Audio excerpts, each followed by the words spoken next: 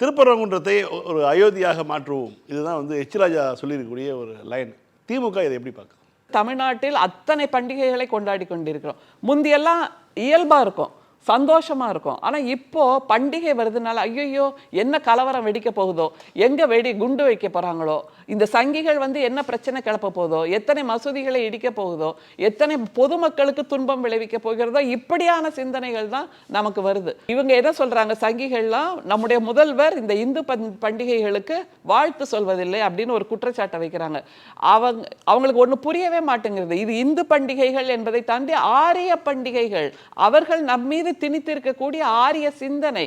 இந்த திருப்பரங்குன்றம் பிரச்சனை கூட, கலவரம் கூட நம்முடைய திராவிடத்துக்கும் ஆரியத்துக்குமான ஒரு பிரச்சனை. அதுல இஸ்லாமியர்களை, நம்முடைய இஸ்லாமிய தோழர்களை, நம்முடைய இஸ்லாமிய சகோதர சகோதரிகளை அவர்கள் வேண்டுமென்றே ஒரு பகடைக்காயாக பயன்படுத்தி கொண்டிருக்கிறார்கள்.